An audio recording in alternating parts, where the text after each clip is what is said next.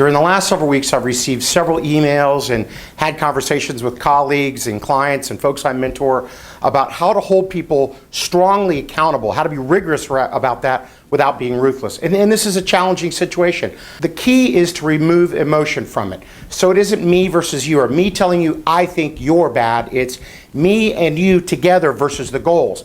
This is why it's critical on a high-performance team and in high-performance organizations to set very clear, specific, here's the key word, binary, realistic goals, objectives, tactics, things of that nature. And I'm big on getting them agreed upon. So I sit down with the folks, my employees, my team, and either as a group or one-on-one, we talk about a project, we talk about something that's got to get done, we put a deadline on it, and then we have someone who owns it. And that person agrees to own it, and they agree that it's reasonable, and they agree that they can get it done, and we put it in writing, and typically I try to get the employee to write it out so there's no guessing. They can't go, oh, I didn't understand, or I don't know what you meant by. No, you're the one that wrote it, so you should understand it. And the key is you've got to have this list of specific, measurable, quantifiable, clear, and the word I love again, binary. It's black or white. It's yes or no. There's no guessing.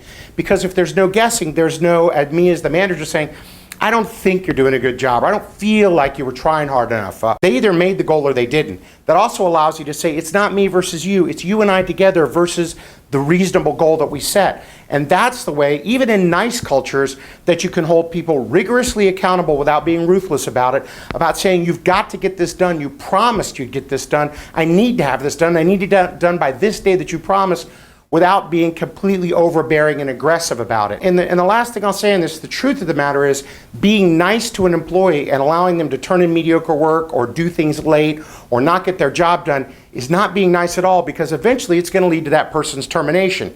So would you rather hold them accountable now, help them get up to speed, help them be successful, help them get a bonus, help them be a valuable member of the team, or to avoid a confrontation or conflict and to be nice, let them coast and coast and coast and coast until they get to a point where they're no longer seen as a valuable employee and they're made available to industry. So the key to me of accountability is clear, specific, a vision for where we're going, written goals that are reasonable and agreed upon, that are binary, and then we sit down and talk about them all the time, and then we create a culture that says we're going to hold ourselves both personally and mutually accountable for making sure that everybody on the team consistently meets their deadlines, consistently turns in their projects on time, consistently does great work, not according to anybody else, but according to the reasonable goals we set. That's what everyone will be measured by. No opinion, no emotion, no politics, no feeling. You can still be nice to each other. You can still treat each other great. You can have a wonderful culture that's friendly and has a family atmosphere